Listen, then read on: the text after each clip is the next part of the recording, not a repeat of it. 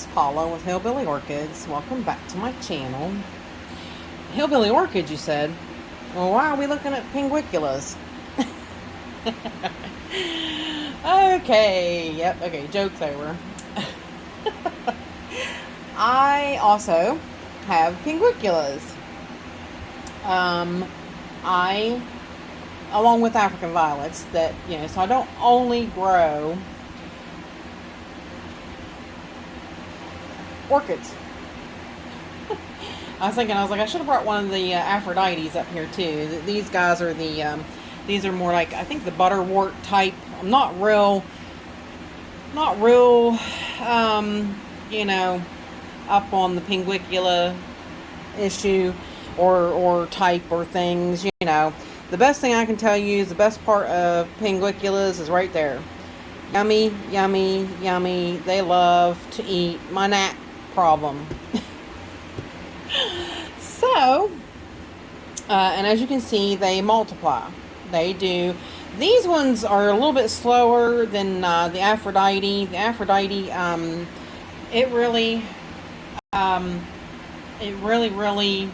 it multiplies pretty easily. So, let me hang tight. I'll go ahead and get one of them and bring it up. So, hang tight and I'll be right back. Okay, we're back. I brought up Pinguicula Aphrodite. These ones have a little bit longer leaves, and these guys are hard to ship. They're easier to ship when they're babies. When they get longer leaves like this, they are really, the leaves fall off, the leaves pop off really easy, but you can propagate them from a leaf popping off. So that's no issue. You can, if you happen to pop off a leaf, or if a leaf, somebody ships you one and the leaves a couple of leaves pop off, lay them on top of some moist sphagnum moss, and they'll start making little, basically little pups, sort of how your African violet leaf will do. It'll kind of start a new plantlet at the end of that leaf, is sort of how they do. And their leaves will die off like this. Now, what I do is, that one's a dead one that it was sitting on. The leaves will die off like this. Now, I will tug on that very gently. If it doesn't pull off, did you see that? So see, there you go. See how delicate they can be? So I can put that on top of some sphagnum moss, and I can start some more and make some more pups. But you see, they make their own anyways. Do you see the little baby in the pot with it? They wind up making their own too. I don't know if it's from the roots or like it's a basal kind of thing. But anyways, back to this. If I tug on that a little bit gently and it doesn't come off, I leave it. When it's ready to let go of that leaf, it will. Don't force it. See, that one was ready to let go. They know when they're ready. See, this one looks like it's ready to go, but this one will not let go. And it's funny, that one won't let go, but that one just plopped right off. So that's how they are. They're definitely different little guys. That one's connected to the baby one. But and see this one, it will not come off, and you'll wind up, before you'll ever get that off of there, that whole plant will wind up being uprooted, because these guys have very shallow, I don't know if you can see them in there, very shallow and very fine roots. Now, all pinguiculas, which this one is low on water, you need to have them in a cup sitting inside of another cup. So the reason for it is because they need to be sitting in a little bit of water like that at all times. They need to stay moist. So, and you see they readily bloom quite nicely all the time. You get lots and lots and lots of blooms. But basically, this is how I care for my pinguiculas. And I'm doing this because I sent out a few pinguiculas, shared with some friends. And they just really didn't know how to take care of them either, which I was gifted these two from Daryl Adams, And he told me then, he said, oh, they'll make pups and you'll be able to share and blah. He didn't say how well they make pups, but they really make they make a lot of pups. And he said you can share with your friends and whatnot then.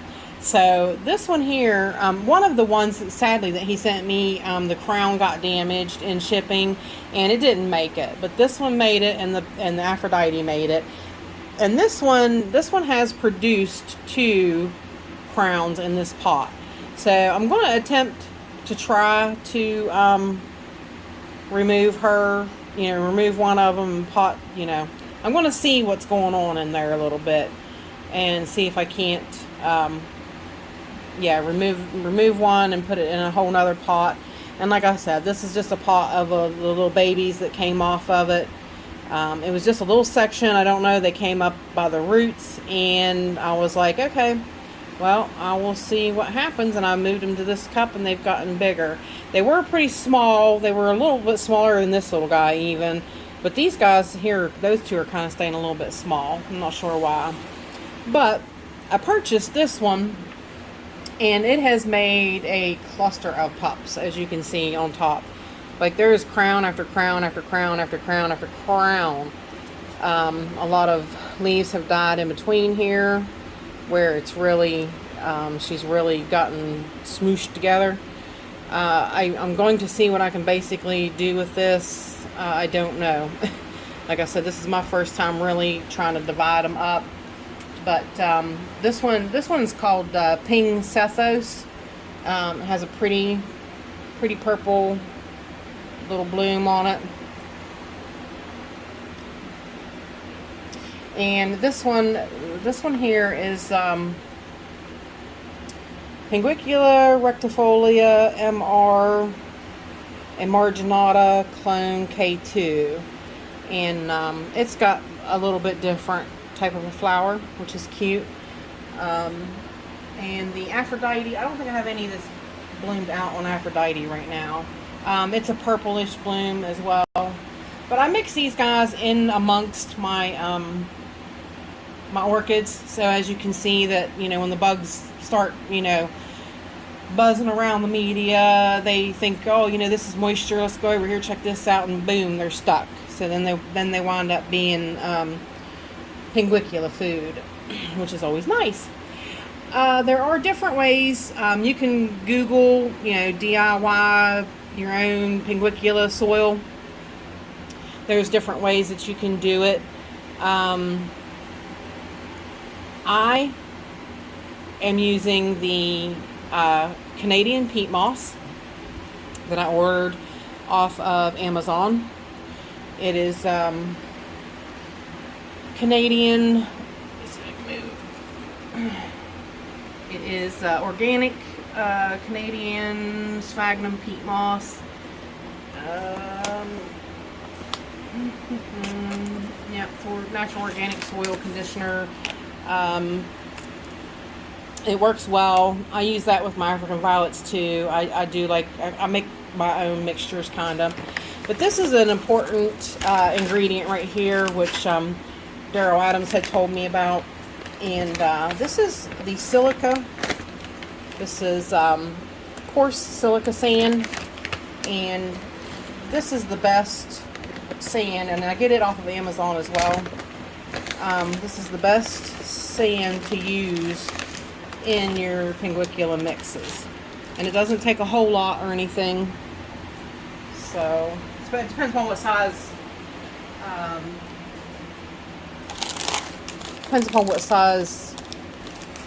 pots and stuff such that you're putting them in. But this is to kind of help with drainage, basically, so you don't want them to stay too wet.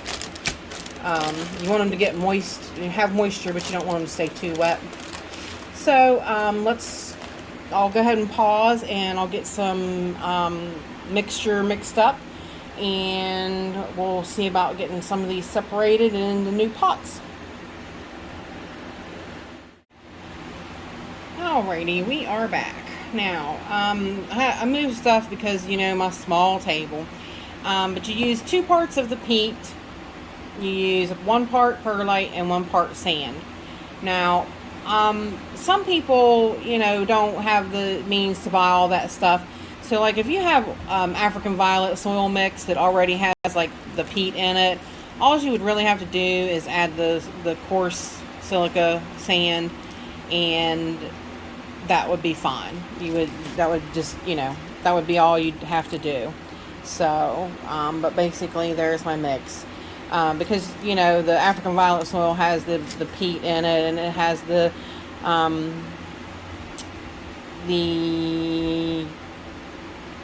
trying to think, has everything in it but the silica sand. So all you would have to purchase would be the silica sand.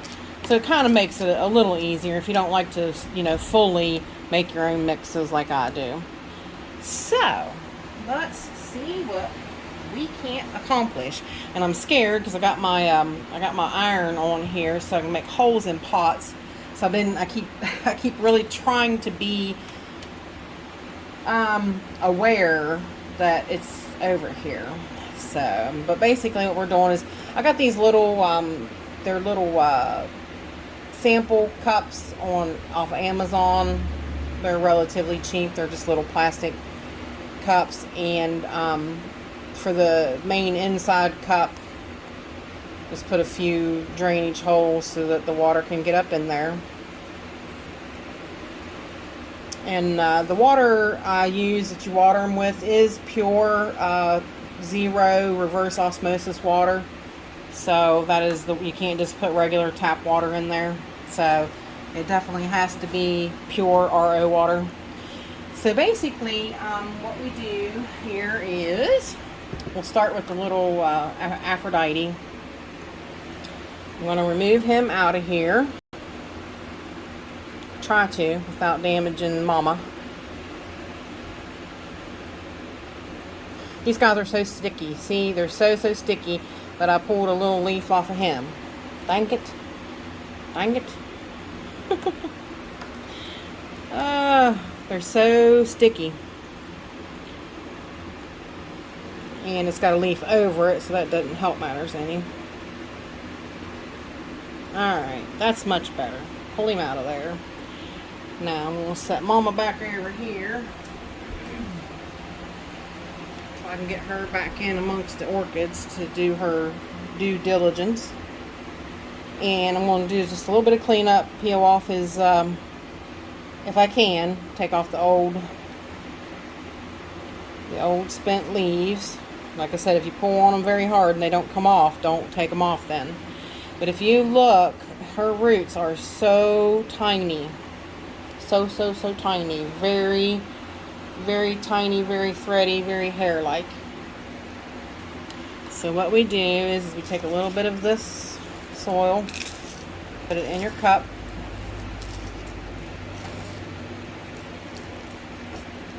Which actually that is way too big for her, honestly. That cup is, I mean, she'll grow. It'll definitely grow, but they grow pretty quickly.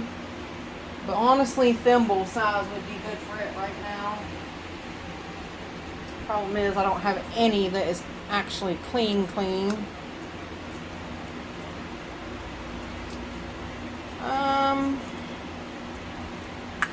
So I'll go with that one.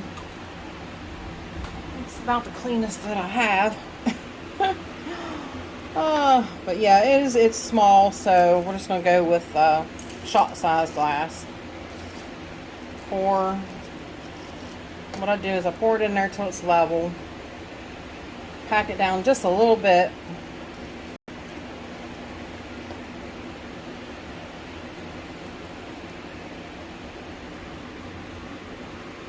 then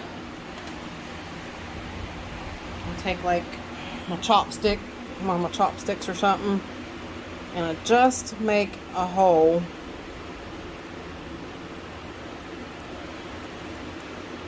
relatively big. Try to just make a hole, try to keep it good size and deep, and try to keep everything from caving back in on itself, which is not as easy as it sounds. Then put your little guy right in the hole.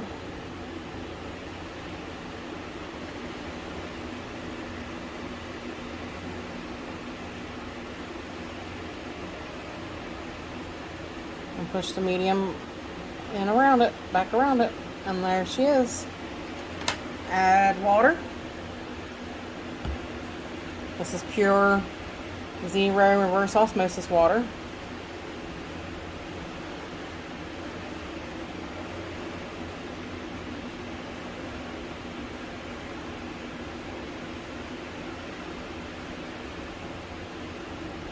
It's really hard to get it. It really, once it's absorbed the water well, it works really good. But once first wetting it is kind of difficult. It really takes a little bit of time to wet it for the first times.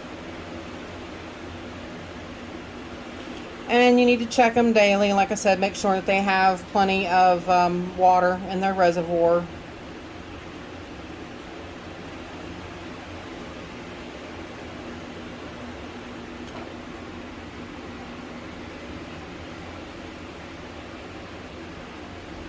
Which this one won't hold a lot of water because it doesn't have much of a... Usually I like to stick them in just a little bit bigger of a container bowl so that they keep a decent amount of water.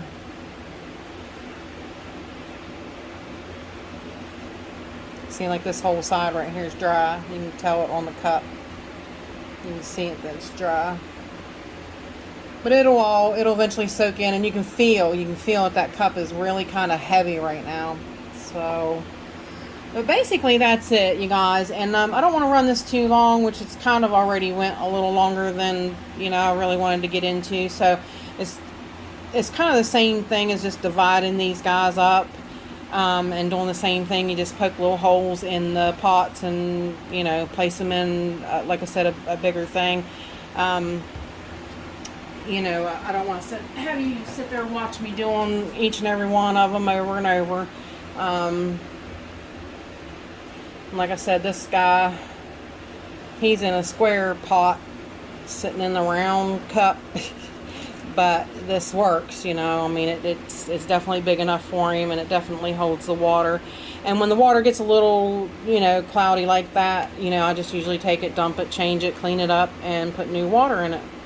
So, but that is basically all you have to do to repot a Pinguicula baby, or any one of them. So, but I hope that helps everybody. That's how I take care of my guys. And with that said, I appreciate all you beautiful people stopping by and hanging out with me. And bye for now, y'all, till we meet again.